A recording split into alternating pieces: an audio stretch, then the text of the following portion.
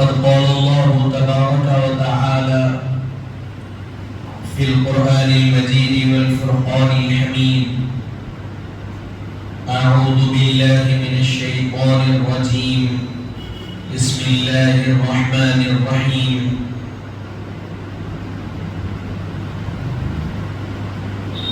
الذين يؤمنون بالغيب ويقيمون الصلاة ومما رزقناهم ينفقون. صدق الله العظيم. وبلغنا رسوله النبي الأمين المكين الكريم، ونحن على ذلك لمن الشاهدين والشاكرين، والحمد لله رب العالمين. وقد قال الله تبارك وتعالى في شأن حبيبه: إن الله وملائكته يصلون على النبي يا أيها الذين آمنوا صلوا عليه وسلموا تسليما. اللهم صل على سيدنا ومولانا محمد النبي الأمي وعلى آله وأصحابه وبارك وسلم صلاة وسلاما عليك يا رسول الله وعلى آلك وأصحابك يا نبي الله صلى الله تعالى عليه وسلم. حاضرین و سامعین کرام، السلام علیکم ورحمۃ اللہ وبرکاتہ. پروردگار عالم کا کروڑ شکر اور احسان ہے کہ اللہ تبارک و تعالی نے آپ کو اور مجھ کو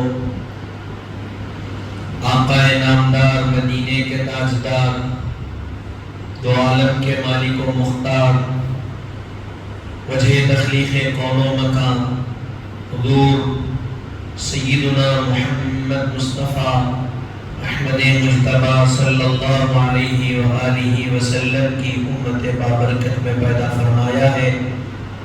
اور اللہ تبارک و تعالیٰ کا احسان عظیم ہے کہ اس نے اس پرفتن اور پرآشوب دور میں اہل سنت والجماعت کے عقائد سے وابستہ فرمایا ہے. حاضرین محترم، دین اسلام میں مسلمان ہونے کے بعد وحدانیت اور رسالت کے اقرار کے بعد عقائد صحیحہ پر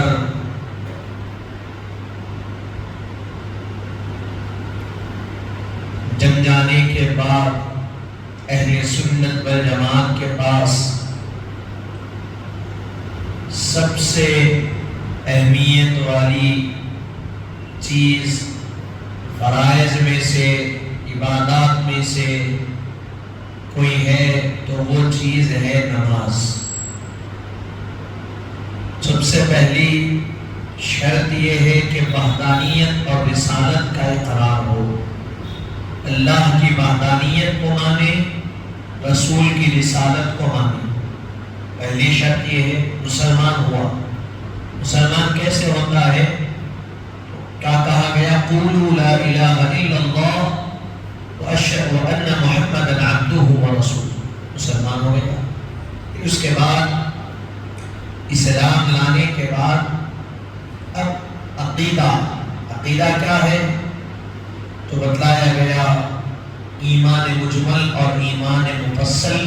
عقیدہ یعنی جو چیزیں اس میں بتلائی گئی. ایمان مفصل میں کیا بتلایا ہے؟ آمنت باللہ وملائکتہ وکتبہ ورسلہ والیوم الآخر والقدر خیرہ وشرہ من اللہ تعالی والبعث بعد الموت.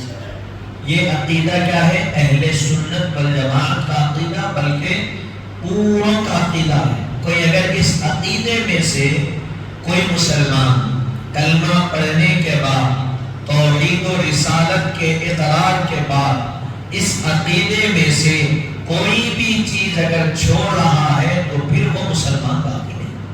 یہ عقیدہ کیا ہے؟ آمنت باللہ، میں ایمان لایا اللہ پر، وہ ملائکتہ اور اس کے ملائکہ اس کی فرشتوں پر، اور وہ فرشتے کیسے ہیں، کیا ہیں، کتنے ہیں، اس کی تعداد کیا ہے، وہ اللہ جانے، اللہ کا رسول جانے، اس کی تعداد ہمیں بس اتنا معلوم ہے کہ وہ ایک نورانی مخلوق ہے، ہمیشہ اللہ کی فرما برداری کرنے والی مخلوق۔ پھر اس کے بعد فرمایا گیا وہ ملائکتہ کے بعد وہ کتبی، اور اللہ کی جانب سے جو کتابیں نازل ہوئی اس پر ایمان لانا، جو کیا ہے، توریت ہے، زبور ہے، انجیل ہے، قرآن مجید ہے، صحائف ابراہیم ہے، صحائف آدم ہے، اسی طرح 300 سے زائد 304 306 کتابیں جو نازل ہوئی اس پر ایمان لانا۔ پھر اس کے بعد ارشاد فرمایا وَرُسُلِهِ، اور اس کے رسولوں پر ایمان لانا۔ انبیاء، رسول، یہ دونوں میں فرق کیا ہے؟ تو نبی کہتے ہیں اس کو جو بغیر کتاب کے آئے، رسول اس کو کہتے ہیں جس کو نبوت بھی رہتی ہے، ساتھ ہی ساتھ اللہ ایک نئی شریعت دے کر، نئی کتاب دے کر بھیجتا ہے، اس کو رسول کہتے ہیں۔ نبی اور رسول میں فرق کیا ہے؟ نبی کو نئی کتاب اور شریعت نہیں دی جاتی، نبی کا کام کیا ہوتا ہے، جو ان سے پہلے رسول آئے ہیں انہی کی کتاب پر عمل کرانا، انہی کے دین کی طرف لوگوں کو بلانا۔ لیکن رسول کون ہوتے ہیں تو بتایا گیا ان کو اللہ ایک نئی کتاب دیتا ہے، نئی شریعت عطا کرتا ہے۔ تو رسولوں پر ایمان لانا، نبیوں پر 1,24,000 انبیاء ہیں، ان پر بلا تعداد سب پر ایمان لانا، اور رسولوں پر تو بتلایا گیا رسول بھی 300 سے زائد رسول ہیں، ان پر بھی ایمان لانا۔ اور وہ تعداد کتنی ہے اللہ اور اس کا رسول بہتر جانے، ہم کو ایمان لانا ہو گیا۔ اس کے بعد ارشاد فرمایا گیا وَرُسُلِهِ وَالْيَوْمِ الْآخِرِ، قیامت کے دن پر ایمان لانا۔ قیامت کا دن کیسا ہوگا، کیا ہوگا، اس سب تفصیل بتلائی گئی، کہا گیا اس پر ایمان لانا۔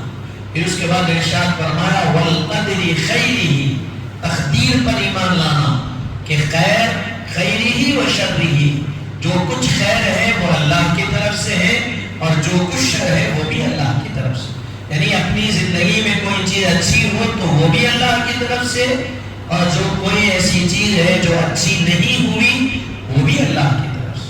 مثال کے طور پر کسی کو دنیاوی اعتبار سے عزت و احترام، مقام اور مرتبہ ملا، خیر کے معاملات اگر دنیا کی نظر میں ملے تو وہ بھی اللہ کی طرف سے، اگر کسی کو نہیں ملا تو وہ بھی اللہ کی طرف سے، کسی کو دولت ملی تو وہ بھی اللہ کی طرف سے، کسی کو نہیں ملی تو وہ بھی اللہ کی طرف۔ تو یہ ہو گیا وَالْقَدْرِ خَيْرِهِ وَشَرِّهِ۔ پھر اس کے بعد ارشاد فرمایا یہ سب کیا ہے، من اللہ، اللہ کی طرف سے۔ وَالْبَعْثِ بَعْدَ الْمَوْتِ، مرنے کے بعد دوبارہ اٹھائے جانے پر، یہ عقیدہ، مرنے کے بعد قبروں سے دوبارہ اٹھایا جائے گا، پھر اللہ تبارک و تعالی حساب کتاب کرے گا، وہ سب معاملات ہے، اس پر ایمان لانا۔ یہ کیا ہے، عقیدہ۔ یہ کیا ہے، بولیے، عقیدہ۔ اللہ پر، اس کے رسول پر ایمان لا لیے تو یہ عقیدہ۔ اب اس عقیدے پہ مضبوطی سے جم گئے، اس عقیدے پہ مضبوطی سے قائم ہو گئے، تو اب اس کے بعد بتلایا گیا اب تم پر فرائض کیا ہے، بنی الاسلام علی خمس، شہادت لا الہ الا اللہ وان محمدا عبدہ ورسولہ وإقام الصلاة وإيتاء الزکاة وحج بیت اللہ وصوم رمضان۔ اب کیا ہے، اللہ اس کے رسول پر ایمان لا لیے، عقیدے پر جم گئے، تو فرمایا وإقام الصلاة، نماز کو قائم کرنا، وإيتاء الزکاة، زکاة ادا کرنا، وحج بیت اللہ، بیت اللہ کا حج کرنا، وصوم رمضان، رمضان المبارک کے روزے رکھنا۔ یہ فرض ہے۔ پہلے کیا ہے، عقیدہ، عقیدہ مضبوط ہے، عقیدے پر صحیح ہے، عقیدہ درست ہے، تب فرائض اس کے ذمے آتے ہیں اور اس کو فائدہ دیتے ہیں۔ اگر عقیدے میں گڑبڑی، مثال کے طور پر ایسے ایسے فتنے اور ایسی ایسی جماعتیں آپ کتابوں کو کھول کر پڑھیں گے تو آپ کو ملیں گے، کوئی قرآن کے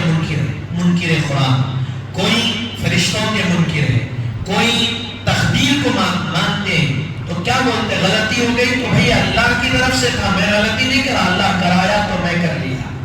تو یہ ایسا عقیدہ رکھنے والی، تو یہ کیا ہو گئے؟ یہ سب دائرے اسلام سے خارج ہو گئے.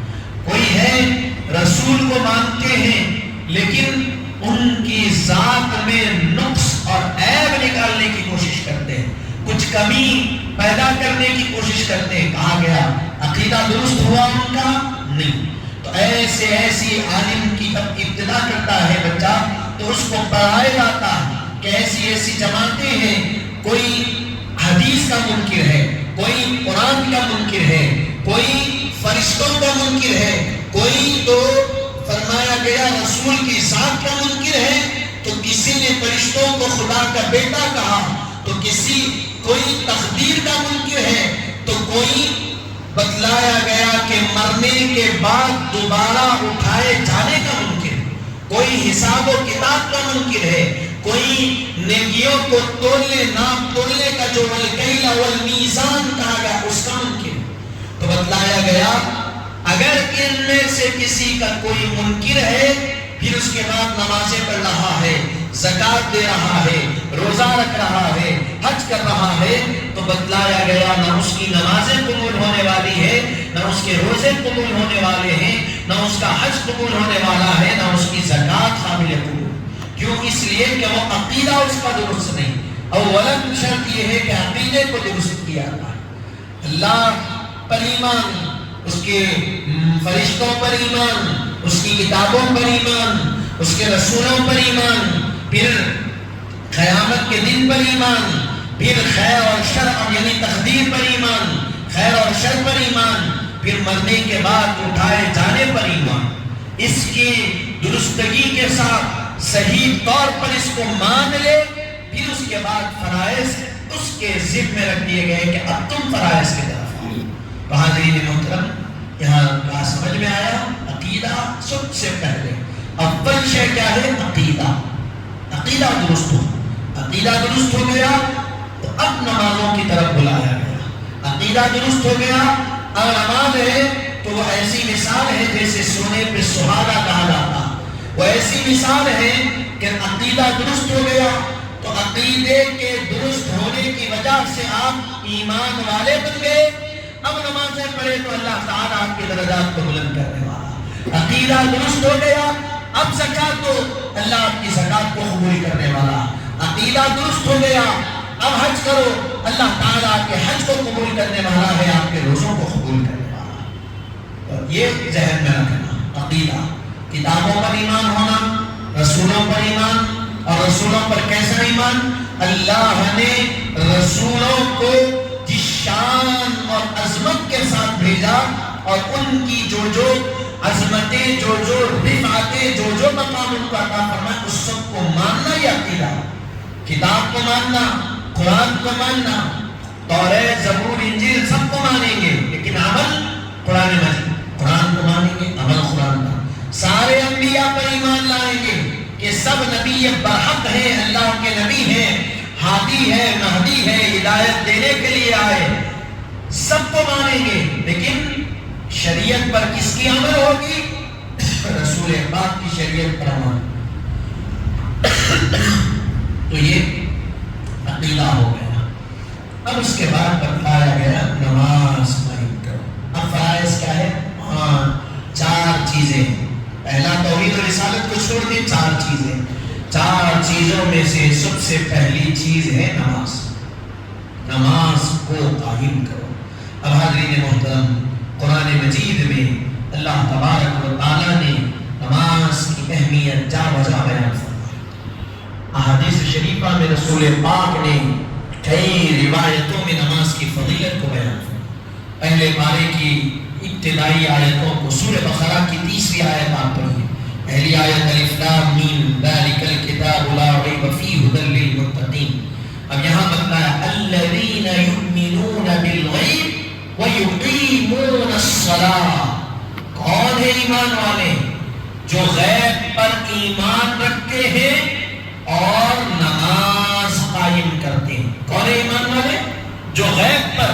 غیب کیا ہے؟ تو کہا گیا اللہ کیا حاضر ہے. اللہ ہماری نظروں سے غائب ہے لیکن ہم اللہ کی ذات پر ایمان رکھتے ہیں. ہم نے خدا کو نہیں دیکھا. رسول پاک نے کہا اللہ ایک ہے، مان گئے. یہ نہیں کہا کہ کیسا ہے، کیا ہے، ہم دیکھیں گے، ہم وہ کریں گے. نہیں، غیب پر صرف اللہ نہیں. اور بھی جو چیزیں جنت ہے کیا ہمارے سامنے ہے، ہماری نظروں کے سامنے ہے؟ نہیں. کوئی چیز ہے، یہ قلم ہے، میں آپ کو بتا رہا ہوں یہ قلم ہے، تو یہ آپ کو سمجھ میں آئے گا یہ قلم ہے، آپ مانیں گے کہ یہ قلم ہے. لیکن کوئی چیز ایسی ہے جو آپ کے سامنے موجود ہی نہیں ہے، آپ کے ذہن و دماغ میں اس کا تصور ہی نہیں ہے.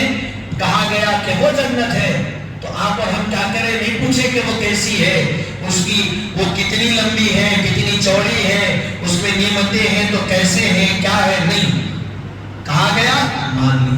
لیکن بعض لوگ کیا کیے؟ اس میں اعتراض. کیسا اللہ کے آپ کو کیسی جنت، کیسی جہنم، کیسی؟ اعتراض کیے. ان کی زندگی اور ان کے سارے معاملات موقوف ہو گئے. گویا وہ اللہ کی وحدانیت سے بھی دور ہو گئے، رسول کی رسالت سے بھی محروم. کہا گیا آپ کے سامنے غیب کی باتیں مان لو. پھر اس کے بعد ارشاد فرمایا وَيُقِيمُونَ الصَّلَاةَ، اور نماز قائم کرنے والے. قائم کرنے سے یہاں مراد کیا لیا گیا؟ تفسیر بیضاوی میں ارشاد فرمایا، معتبر تفسیر ہے، بڑی انتہائی معتبر، علماء عالم بنتے ہیں، ان کو یہ تفسیر پڑھائی جاتی ہے. تو تفسیر بیضاوی میں بتایا گیا قائم، نماز کے قائم کرنے سے مراد یہ ہے کہ ظاہری طور پر بھی انسان نماز کو قائم کرے اور باطنی طور پر بھی قائم کرے، تو تب کہا گیا کہ نماز قائم ہوئی. ظاہری طور پر کیا ہے تو بتلایا گیا نماز کے فرائض، نماز کے واجبات، نماز کے شرائط، نماز کے مکروہات، نماز کے مستحبات، اس کا علم ہو اور نماز قائم. تو یہ ظاہری طور پر نماز قائم کیا. باطنی طور پر کیا ہے تو کہا گیا دل بھی اللہ کی طرف ہو. جس طرح جسم کو پاک کر کے جسم کو اللہ کی طرف متوجہ کیے، اسی طرح دل کو بھی اللہ کی طرف متوجہ کرو اور دل سے غیر اللہ کے خیالات کو نکال کر اللہ کے دربار میں حاضر ہو جاؤ. تو ظاہر بھی نماز ہوئی، باطن کی بھی نماز ہوئی، دونوں نمازیں قائم ہوئی. کہا اقیم الصلاۃ، نماز قائم. کیسے قائم ہوئی؟ ظاہر بھی پاک، ظاہر بھی اللہ کی طرف متوجہ اور باطن بھی اللہ کی طرف متوجہ. حضرت رسول پاک علیہ السلام ارشاد فرمائے، حدیث مبارک بخاری شریف میں ہے، حضرت عثمان غنی اس کے راوی ہیں.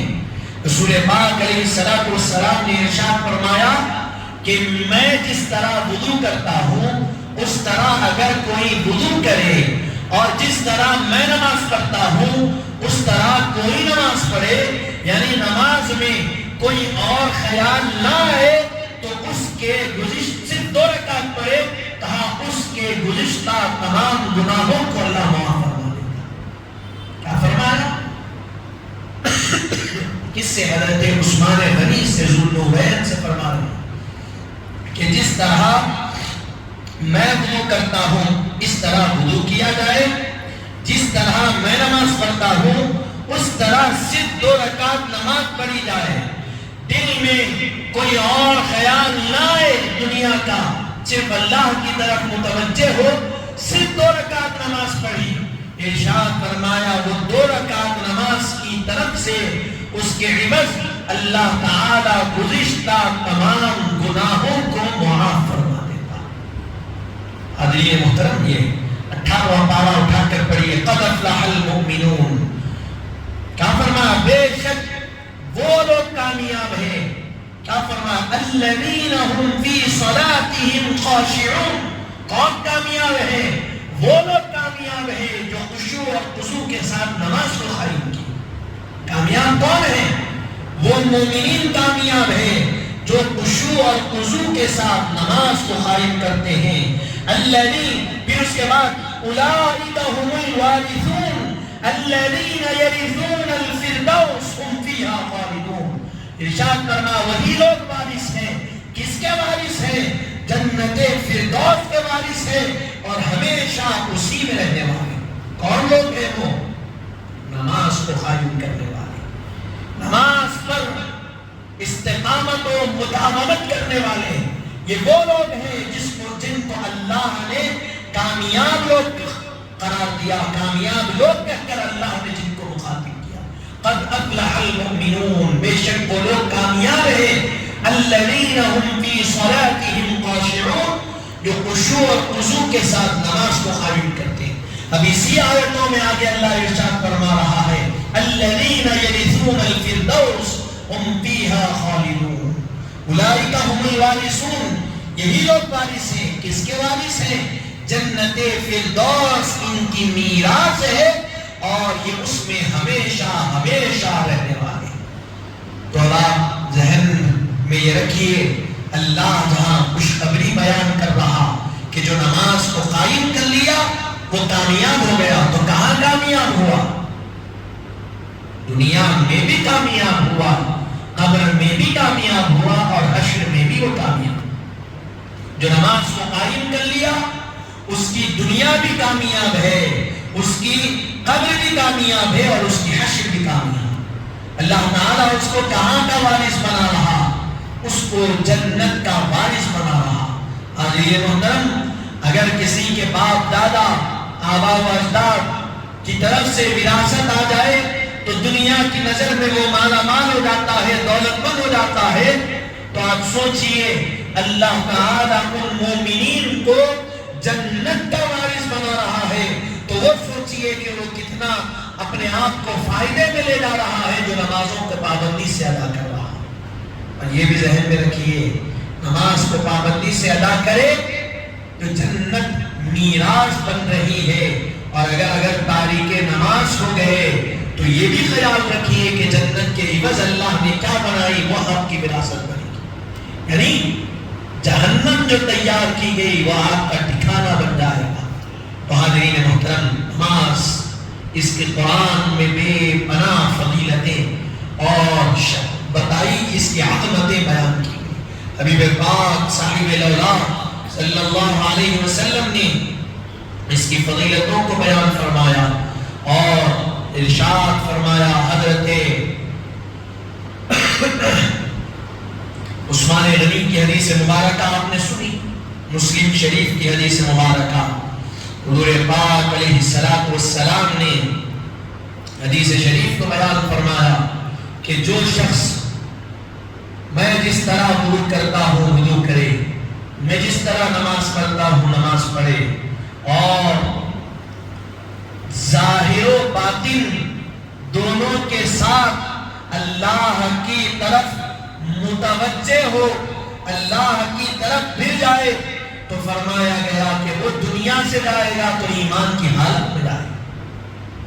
اللہ تعالیٰ اس کو ایمان کے ساتھ دنیا سے اٹھائے۔ حاضرین محترم، احادیث مبارکہ مسند امام احمد بن حنبل میں حدیث مبارک ہے، رسول پاک صاحب الاولاد صلی اللہ علیہ وسلم حدیث مبارک کو بیان فرماتے ہیں۔ حضرت عبداللہ بن عمر اس کے راوی، حضرت عمر کے شہزادے، حضور پاک علیہ السلام نے ارشاد فرمایا جو شخص نماز پر مداومت کرتا ہے، نماز کو نماز کے ساتھ جوڑ کر پڑھتا رہتا ہے پابندی کے ساتھ، تو کہا گیا کہ وہ شہید دنیا سے جائے۔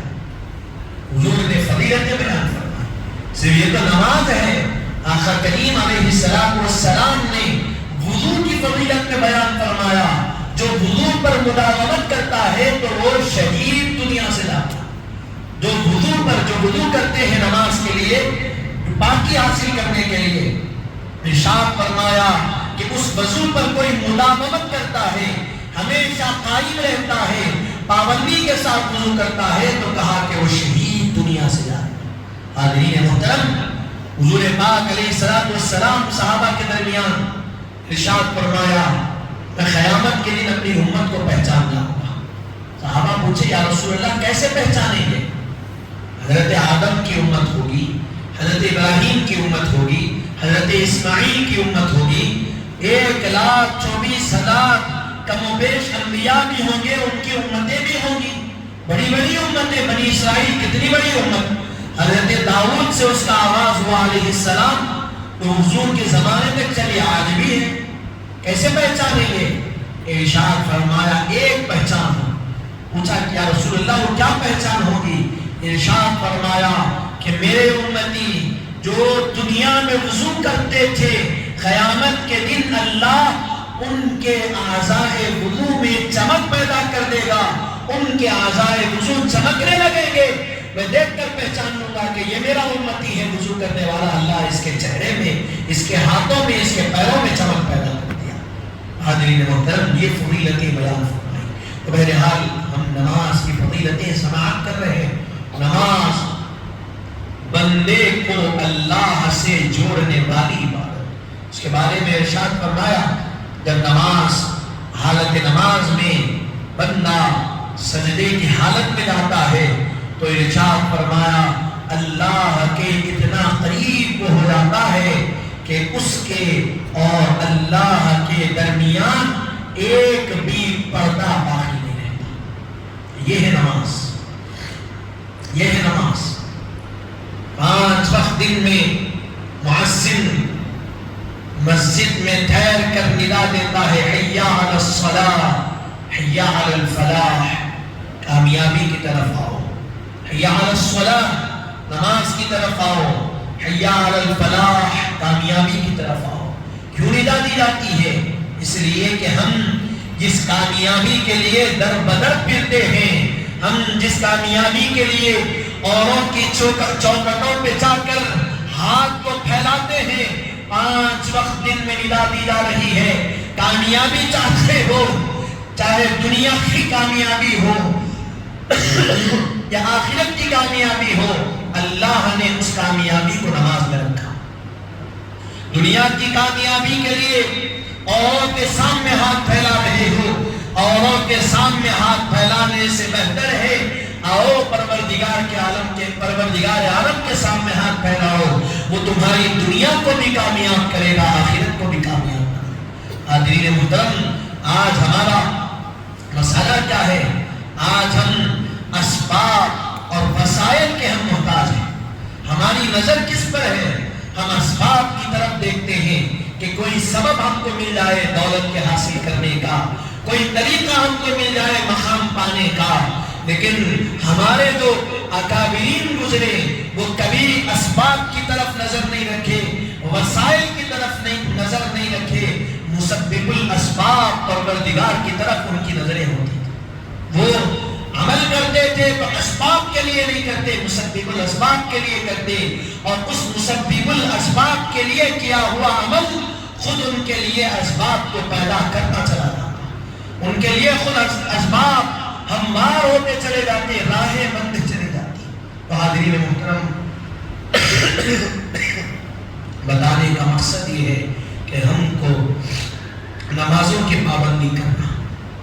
دنیا کے تمام معاملات کی کامیابی اللہ نے نماز میں رکھی. اور ارشاد کیا فرمایا رسول پاک علیہ الصلوۃ والسلام نے؟ مفتاح الصلاۃ الوضوء، نماز کی کنجی وضو ہے. ومفتاح الجنت الصلاۃ، ارشاد فرمایا جنت کی کنجی نماز. جنت کی کنجی کیا ہے؟ نماز ہے. نماز کی کنجی وضو ہے، جنت کی کنجی نماز ہے. اب آپ کے ہاتھ میں ہے کہ آپ جنت کے دروازوں کو کھولنے کا انتظام یہاں کرتے ہیں یا نہیں کرتے، یا آپ کے اختیار میں. حدیث شریف میں حضور نے ارشاد فرمایا کہ جو نماز کو ہلکا سمجھ کر، سستی میں آ کر، کاہلی میں آ کر نماز کو ترک کر دیتا ہے تو اس کا نام جہنم کے دروازے پر لکھ دیا جاتا، اور قیامت کے دن اسی دروازے سے اس کو جہنم میں داخل کیا جاتا. تو نماز کو سستی، نااہلی اور بار سمجھ کر چھوڑ دیتا تو کہا گیا اس کا نام جہنم کے دروازے پر لکھ دیا جاتا ہے، اور اسی دروازے سے اس کو جہنم میں داخل کیا جاتا.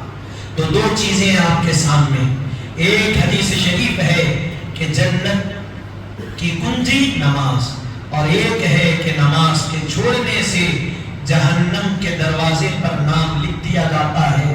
تو عزیزو غور کرو، کتنی دفعہ ہم نماز اذان کی آوازیں سنائی دیتی ہے مسجد سے، اس کے باوجود ہم نماز کو چھوڑ کر اپنے کاموں میں مصروف رہتے ہیں۔ کتنی مرتبہ ہمارا نام جہنم کے دروازے پر لکھ دیا گیا، کتنی نمازیں ہم چھوڑے۔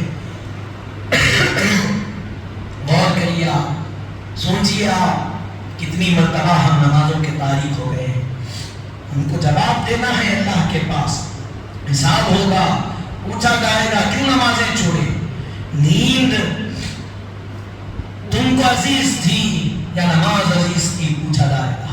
موسم سردی کا، سرما کا موسم ہے، صبح کے وقت سردی ہوتی ہے، اٹھنا بار گزرتا ہے، وضو کرنا بار گزرتا ہے جان پر، لیکن بتلایا گیا کوئی ایسے بار گزرتے ایسے وقت میں سب کچھ چھوڑ کر، ہر چیز کو بالائے طاق رکھ کر اٹھتا ہے، نماز کے لیے تیار ہوتا ہے اور نکل کر نماز کو جاتا ہے، اللہ تعالیٰ اس کے ایک ایک قدم پر اس کو ثواب دیتا چلا جاتا ہے۔ کیونکہ اختیار تھا، بستر گرم تھا، وہ چاہے تو آرام سے سو سکتا تھا، شیطان بھی سلانے میں تھا، لیکن سب کچھ چھوڑ کر نکلا اور میری طرف آ گیا۔ تو اب وہ جو چاہتا ہے، یعنی میں اگر ایسا کروں تو میں جو چاہتا ہوں اللہ تعالیٰ وہ مجھے عطا فرماتا چلا جاتا۔ حاضرین محترم، یہ ذریعہ ہے اللہ سے مانگنے کا۔ ہم کو یہ شکایت رہتی ہے کہ ہمارے پاس برکت نہیں ہے۔ برکت کہاں ہے؟ اللہ نے برکت نماز میں رکھی ہے۔ آؤ نماز کو قائم کرو، پھر دیکھو برکت سے آپ کیسے مالا مال ہوں گے۔ آپ کوئی چیز چاہتے ہیں، کون دینے والا ہے؟ دینے والی ذات اللہ کی ہے۔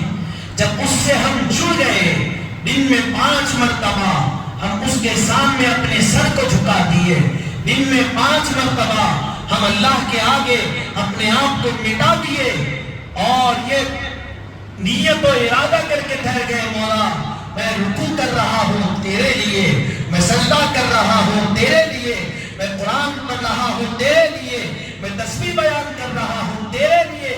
جب سب کچھ تیرے لیے کر رہا ہوں اور کرنے کے لیے ٹھہر گئے تو مولا تھوڑا سا کچھ ہمارے لیے کر دے تو ہمارے لیے وہی کامیابی۔ حاضرین محترم، کوئی بڑا ہے وقت کا تو ہم اس کے لیے کیا کچھ نہیں کرتے۔ کوئی اگر بڑا آئے، مثال کے طور پر کوئی بادشاہ اگر آپ کے گھر آ جائے تو اس کے لیے آپ کیا کچھ نہیں کرتے، خوشامد کرتے، منت کرتے اور ہر وہ چیز کا اس کے لیے انتظام کرتے جس سے وہ خوش ہو جائے۔ حالانکہ وہ بھی تو انسان ہے، وہ بھی تو آپ ہی کی طرح، اور وہ کچھ آپ کو دینے والا نہیں ہے۔ دے گا بھی تو کیا دے گا؟ جائیداد دے گا، دولت دے گا، وہی دے گا جو دنیا میں ختم ہونے والا، وہی دے گا۔ اس کے لیے سب کچھ کیا جاتا ہے، اس کے لیے خوشامد کی جاتی ہے، منتیں کی جاتی ہے، اس کے ہر چیز کا خیال رکھا جاتا ہے، اور وہ جیسا وہ خوش ہوتا ہے ویسا عمل کیا جاتا ہے، اس کے خوشی کے مطابق عمل ہوتا ہے۔ لیکن ذرا سوچو اللہ کی طرف، وہ نہ آپ کی خوشامدوں کا محتاج ہے، نہ آپ کی منتوں کا محتاج ہے، نہ آپ کی فریادی کا محتاج ہے، لیکن پھر بھی ہم دیوانگی کی طرح اس کے سامنے سجدہ کرتے ہیں، اس کے سامنے رکوع کرتے ہیں، اور اللہ تعالیٰ کے مقام اور مرتبے میں ہمارے رکوع سے کوئی اضافہ ہونے والا نہیں، ہمارے سجدوں سے کوئی اس کا مقام بننے والا نہیں۔ اللہ تعالیٰ آپ کے سجدوں سے آپ ہی کو نعمتوں سے نوازتا، میرے رکوعوں سے اللہ مجھے ہی نعمتوں سے سرفراز فرماتا ہے۔ یہ واحد اللہ کی ذات ایسی ہے، عبادت اس کے لیے کی جاتی ہے اور اس کو کوئی فائدہ نہیں ہوتا، بلکہ کرنے والے بندے ہی کو اللہ فائدہ عطا کرتا۔ حاضرین محترم، عبادت ہم کر رہے ہیں تو اس سے فائدہ بھی ہم ہی کو مل رہا۔ اب سوچئے آپ کہ عبادت اللہ کے لیے ہو رہی ہے، لیکن نعمتیں کس کو مل رہی ہے؟ ہم ہی کو اللہ عطا کر رہا۔ حاضرین محترم، سمجھنے کی ضرورت ہے، نماز ایک ایسی عبادت ہے اللہ تبارک و تعالیٰ کے قرب کا ذریعہ، تقرب اللہ اگر کوئی ہونا چاہتا تو فرمایا گیا نماز۔ حدیث شریف میں حضور نے ارشاد فرمایا اللہ تعالیٰ سب سے زیادہ محبوب اللہ کے نزدیک کیا چیز ہے؟ تو ارشاد فرمایا الصلاۃ لوقتہا، نماز کو اس کے وقت پر قائم کرنا اللہ کو سب سے زیادہ پسندیدہ۔ نماز کا جب وقت آ گیا وہ وقت پر نماز قائم کر لیے، اللہ تعالیٰ کو وہ عمل پسندیدہ ہے۔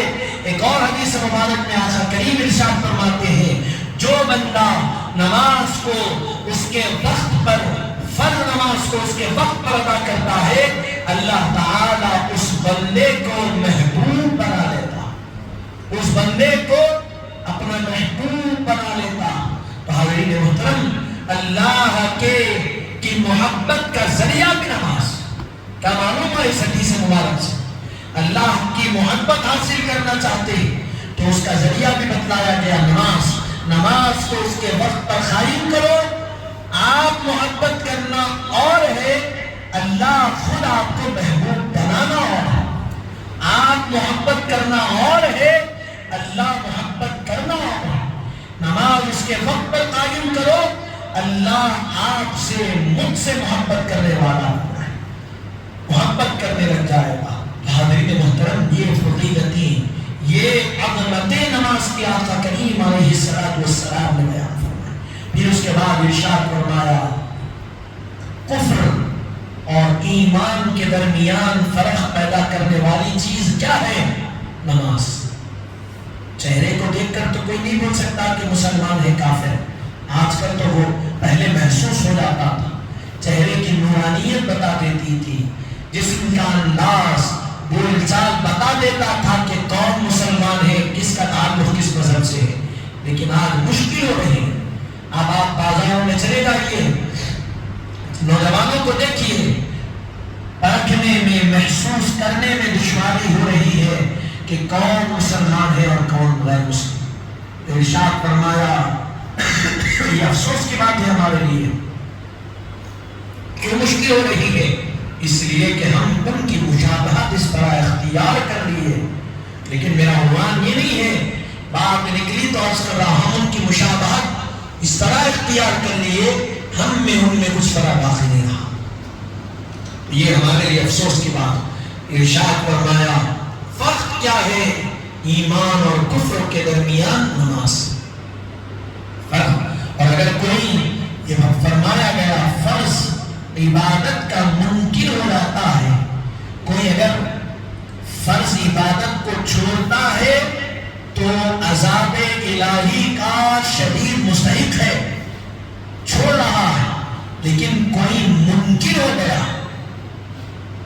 میں مانتا ہی نہیں نماز کو، کوئی اہمیت ہی نہیں نماز کی، العیاذ باللہ، اگر کوئی اس طرح کی جملے کہہ رہا ہے تو بتلایا گیا، علماء نے بتایا اس کا تعلق ایمان سے باقی نہیں رہا، تو فرائض کا منکر ہو گیا، انکار کر دیا۔ کیونکہ کس کا انکار ہو رہا؟ اللہ نے فرض قرار دیا، تو یہ انکار در پردہ طور پر اللہ کے عطا کردہ حکم کا انکار ہو رہا ہے، اور حکم خداوندی کا انکار کفر۔ حاضرین محترم، ہم کو بچنا، اگر نماز چھوٹ بھی جا رہی ہے تو بتلایا گیا عذاب شدید میں اللہ قیامت کے دن آپ کو، ہم کو، جو کوئی نماز چھوڑنے والا ہے اس کو اللہ تعالیٰ قیامت کے دن شدید عذاب میں مبتلا کرنا، پوچھے گا کہ کیوں نماز چھوڑا؟ نماز کیسی عبادت ہے؟ کہا گیا جسم اچھا ہے تب بھی نماز پڑھنا، جسم اچھا نہیں ہے، کمر میں طاقت نہیں ہے، ٹھہرنے کی صلاحیت نہیں ہے، تو بتلایا گیا بیٹھ کر نماز پڑھو۔ اگر بیٹھ کر پڑھنے کی بھی صلاحیت نہیں ہے، کمر میں اتنی بھی طاقت نہیں ہے، بیٹھا بھی نہیں جا سکتا، تو ارشاد فرمایا لیٹ کر نماز پڑھو۔ اور اگر لیٹ کر پڑھنے کی صلاحیت بھی نہیں رکھتے تو اشاروں کے ساتھ نماز پڑھو، نماز چھوڑ نہیں سکتے۔ تو آپ سوچئے، نماز اچھے ہیں تو چھوڑی نہیں جا سکتی، اتنے شدید بیمار ہے کہ لیٹ کے پڑھنے میں بھی دشواری ہے، تو بتلایا گیا اشاروں سے نماز پڑھو۔ تو اس سے بڑھ کر نماز کی اہمیت کیا آپ کو سمجھائی جائے؟ اشاروں سے اگرچہ کہ نماز وقت آ گیا تو کہا گیا سب سے بہتر افضل یہ ہے کہ اس وقت اشاروں سے کیوں نہ ہو نماز قائم کرو، نماز کو نہیں چھوڑا جا سکتا۔ تو اگر اتنے بیمار ہو کر نماز کو چھوڑنے کی اجازت نہیں ہے، تو صحیح اور سالم ہو کر جسم میں طاقت و توانائی رکھ کر کوئی نماز کو چھوڑ رہا ہے، تو پھر سوچئے کہ وہ کتنی بڑی بدبختی اور احمقانہ طریقے پر عمل کر رہا۔ حاضرین محترم، نماز کو چھوڑنا معمولی بات نہیں ہے، یہ اللہ کے قرب کا ذریعہ ہے۔ اگر اس کو چھوڑ دیں گے تو یاد رکھیے دنیا میں بھی رسوائی اور ناکامی ہمارا مقدر ہوگا، اور آخرت کی رسوائی بھی ہمارا مقدر بن جائے گا۔ حاضرین محترم، بتانے کا مقصد یہ ہے نمازوں کی پابندی کی جائے۔ نماز کا وقت آ گیا، کسی آپ کون سے کام میں کیوں نہ ہو، کس بھی مقام پر کیوں نہ ہو، سب کچھ چھوڑ کر پہلے نماز۔ یہ آپ ہم اگر کوشش کریں گے تو یہ عادت ہماری بن جائے گی۔ عادت بنانا ہمارے ذمہ ہے۔ جس طرح پیٹ میں کھانا ختم ہو جانے کے بعد بھوک لگتی ہے تو ہم کیا کرتے؟ بھوکے رہتے، کھانے کا اہتمام کرتے۔ عادت ہو گئی، ہم کو بھوک محسوس ہو رہی، ہم کھانے کا اہتمام کیے۔ حلق سوکھ گیا، ہم پانی کا اہتمام کیے، اس لیے کہ حلق بھیگا ہوا رہے۔ اور پیٹ میں غذا جائے تو پیٹ کی بھوک مٹ کر جسم توانا رہے۔ اسی طرح ہم اگر عادت بنا لیں کہ نماز کی ہم پابندی کریں گے، اگر نماز چھوٹ گئی، کھانا چھوٹا تو جسم کمزور ہوگا، نماز چھوٹی تو ایمان کمزور ہوگا۔ اگر ہم یہ خیال کر لیں نماز چھوٹی تو میری روح کمزور ہوگی، میرے روح کی طاقت کم ہو جائے گی، یہ عادت بنا لیں کہ اگر میری فجر چھوٹ جائے تو میں صبح ناشتہ نہیں کروں گا، یہ عادت بنا لیں کہ میری ظہر چھوٹ جائے تو میں دوپہر کا کھانا نہیں کھاؤں گا، میری مغرب یا عشاء چھوٹے تو میں رات کا کھانا نہیں کھاؤں گا۔ آپ دیکھیے کم سے کم، پہلے تو ایسا نہیں ہونا چاہیے لیکن اتنا ہم دنیا میں ہو گئے، اگر ایسا کرتے ہوئے نمازوں کے ہم پابند بن جائے، کم سے کم ایسا تو ہو سکتا ہے کہ بھائی کھانے کی خاطر ہم نماز کے پابند بن جائے۔ وہ واقعہ ہے ایک ولی کامل جن کا نام ذہن میں نہیں آ رہا، والدہ ماجدہ کیا کرتی تھی؟ نماز کی ان کو پابندی کراتی تھی، اور کیسے؟ تکیے کے نیچے میٹھا رکھتی تھی، شکر رکھتی تھی، اور بولتی تھی کہ نماز پڑھو اللہ شکر دے گا، اہتمام کرے گا۔ وہ نماز پڑھتے، تکیے کے نیچے شکر ملتی، کھا لیتے، نماز پڑھتے۔ اتنی عادت ہو گئی کہ ایک مرتبہ والدہ شکر رکھنا بھول گئی، نماز پڑھ کے جب دیکھے تو اللہ تعالیٰ نے شکر کا انتظام فرما دیا۔ حاضرین محترم، یہ کیا ہے؟ اللہ تعالیٰ اس ذریعے سے والدہ نے نماز کا پابند بنایا۔ حالانکہ وہ وقت کے بڑے ولی کامل گزرے، شاید وہ بابا فرید الدین مسعود گنج شکر کا واقعہ، لیکن وقت کے ولی کامل ہے، پیدائشی ولی ہے، لیکن دنیا کے سامنے والدہ نے بتایا کہ دیکھو بچے کی تربیت اس طرح کرو، جو چیز وہ پسند کرتا اس کو رکھ کر نماز کی طرف بلاؤ، اس کو رکھ کر اللہ کی طرف بلاؤ۔ حاضرین محترم، اگر ہم اپنے آپ کو عادی بنائیں گے، ہم اپنے آپ کے اوپر لازم کر لیں گے اس طرح، تو ہم خود بھی نمازوں کے پابند بنیں گے، اور ہم کو دیکھ کر ہماری نسلیں بھی نمازوں کی پابند بنیں گی۔ حاضرین محترم، نماز کی پابندی ہمارے لیے کامیابی، نماز کو ہم قائم کریں گے تو دنیا میں بھی ہم کامیاب ہوں گے، آخرت میں بھی کامیاب ہوں گے۔ حاضرین محترم، انہی باتوں پر اپنی بات کو تمام کرتے ہوئے دعا کرتا ہوں کہ مولا تعالیٰ جو کچھ کہا گیا سنا گیا، کہنے سننے سے زائد عمل کی ہم کو توفیق عطا فرما۔ کہنے سننے قدر سمجھانے میں مولا کوئی غلطی اور کوتاہی ہو تو اپنے رحم اور کرم سے معاف فرما۔ کہنے سننے کو اپنی بارگاہ میں قبول فرما۔ مولا تعالیٰ رسول پاک صلی اللہ علیہ وسلم کے واسطے وسیلے سے ہم کو نمازوں کا پابند بنا، بحرمت سید الانبیاء والمرسلین، والحمد للہ رب العالمین۔